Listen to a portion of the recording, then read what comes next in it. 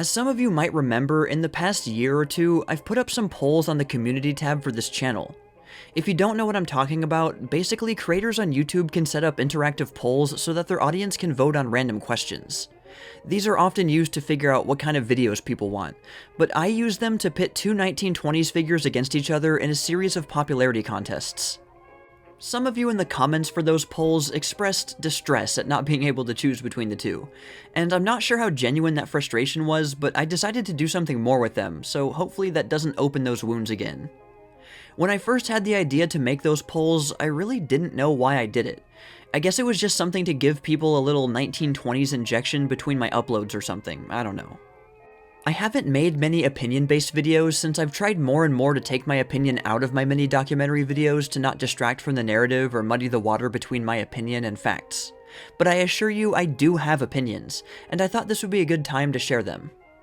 So what I'm going to do is review the results of the 4 head-to-head polls as well as one other poll, and we'll see if I agree with the winners you chose, and I'll explain why I think so. And I just want to say that my characterizations of the people involved should not be taken as concrete fact. Of course, I didn't know these people, and I can only read about them or hear others talk about them. Alright, so that intro was a bit too long, so hopefully you haven't clicked off yet, because now we're gonna jump right into it.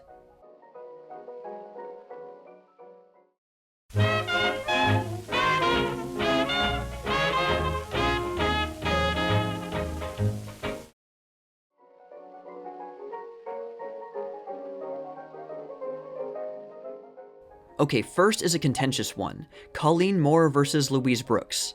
This poll was from a while ago, so there weren't really that many votes, but even so, Louise Brooks was the clear winner, and I kind of figured that would happen. I get so many people in my comment section that are complete stans for Louise Brooks. It's pretty amazing how she has stayed somewhat relevant after nearly 100 years. But personally, I would have chosen Colleen Moore, as you might have guessed from the profile picture for this channel. But I understand that due to the vagueness of what you're voting for, people will interpret the poll differently. I mean, is it about their movies, their acting ability, their real-life personalities, or are they just going toe-to-toe in the ring? I think most people were probably just comparing their physical beauty, which makes it nearly impossible to choose since they're both top tier, let's be honest. This was a difficult choice for a few reasons. Colleen Moore was such a Hollywood pop culture icon in the 1920s for being a screen flapper. However, in her personal life, she didn't really have a crazy flapper lifestyle, and that's more of my style when it comes to hanging out with someone. Colleen just seems like a more calm person to talk to, and, you know, she seems more lively and fun, while Louise seems like she might have been more moody and diva-like, but that's just my impression. Louise lived a pretty reckless and self-destructive life, and maybe I'm being too presumptuous here, but she just seemed like she would have been standoffish in a conversation. On the other hand, Louise often has a mysterious aura to us in the present day, and there's definitely something alluring about that. Perhaps the best argument for Louise is that her stories must have been much crazier and more interesting than Colleen's, and I feel like she would have been pretty forthcoming with them. Because Louise was actually a flapper in real life, while Colleen really wasn't. And maybe I'm giving Colleen's off-screen personality too much credit here. I did recently read a story about how Colleen didn't treat Clara Bow very well on set, so that definitely leaves some doubt. But she did live a more stable life and made smarter decisions, and really just seems like she had a lot of common sense. But I wouldn't be a threat to her stardom like maybe she thought Clara Bow was, so I don't think I would see that jealous side of her in a conversation. According to what I've read, Louise could either be the best person to hang out with or the most volatile person you've ever met. Those accounts are more from her later years when she was an alcoholic and bitter about her life, but I also heard stories about her in the 1920s that make her seem very temperamental. I know that Louise had some problems in childhood that might explain her perhaps cold personality, so I want to make it clear that I'm not trying to criticize her personally. In the end though, Louise got the last laugh because I'd say she's more famous than Colleen now, but that was also a lot of luck. So I would tentatively choose Colleen Moore, though depending on my mood or where I am in my life, I might flip-flop on that decision because a part of me does relate to Louise more than Colleen in some ways. This poll was from over a year ago, so maybe I should do a rematch sometime in the future and also throw in Clara Bow to complete the Hollywood flapper trifecta.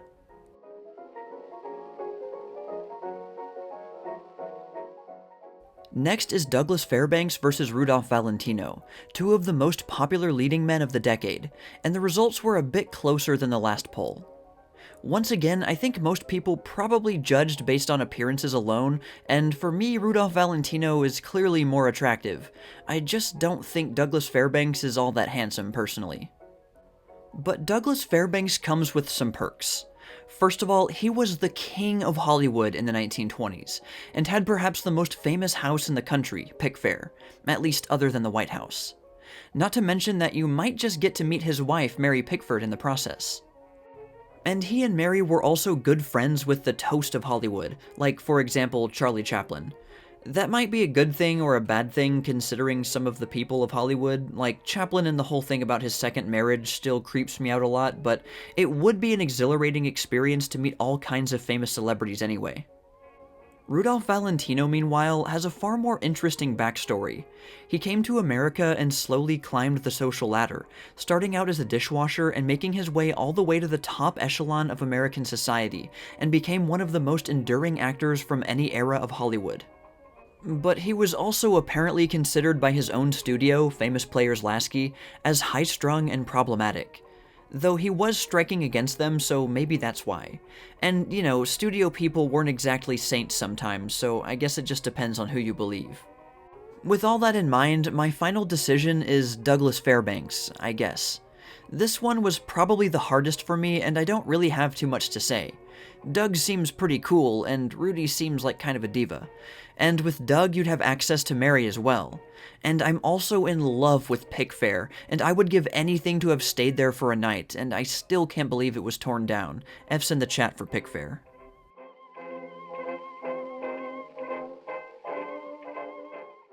Alright, let's move away from Hollywood for a minute and go to the music world. Annette Hanshaw versus Ruth Etting.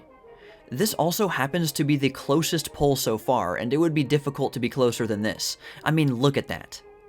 Anyways, once again, we have two beloved figures that some people really could not choose between. I'm much more biased on this one because one of the first vintage singers I got into was Annette Hanshaw, so her songs hold a special place for me.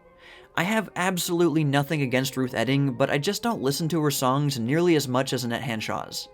But both of them had pretty interesting lives, though Ruth Etting's was a bit more dramatic because she was married to a gangster and there were some serious problems there. Annette Hanshaw is interesting because she was kind of an outsider in the music world. She wasn't a self-promoter and was actually overly modest to the point of just not being confident in her abilities at all. She didn't seem to be a diva and seemed to be a genuinely nice person, which is not something I can say about most people in the entertainment business in any time period. And how can you not like her cute little sign-off at the end of most of her recordings? That was some unintentional branding, but a nice little touch. Not to mention her fantastic Helen Kane impression. You can see Annette's more candid personality by listening to an hour-and-a-half long recording of her just casually chatting about her career and her records with a man named Brian Rust in 1959. She sounds so normal and pleasant that it makes me so jealous of Brian. But yeah, I'll leave a link for that recording in the description. It's nice for some passive listening in the background.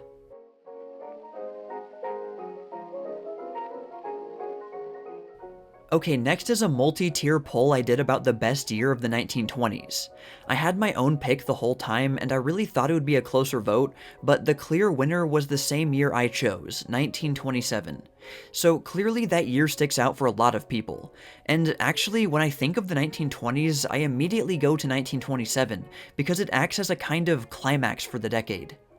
I mean, there was Charles Lindbergh's transatlantic flight, Babe Ruth breaking the single-season home run record, the controversial Dempsey-Tunney fight, Duke Ellington getting his big break on the music scene, Louis Armstrong and his small group recordings, the Bristol sessions, the release of two films considered to be among the greatest ever made, Sunrise: A Song of Two Humans and Metropolis, not to mention the release of The Jazz Singer and the start of the talkie revolution in Hollywood. Need I say more? Ah, what a time to be alive. If you want a more complete summary of these events, you can check out my 1927 appreciation video called A Love Letter to 1927, where I talk about a lot of the cool stuff that happened in that year.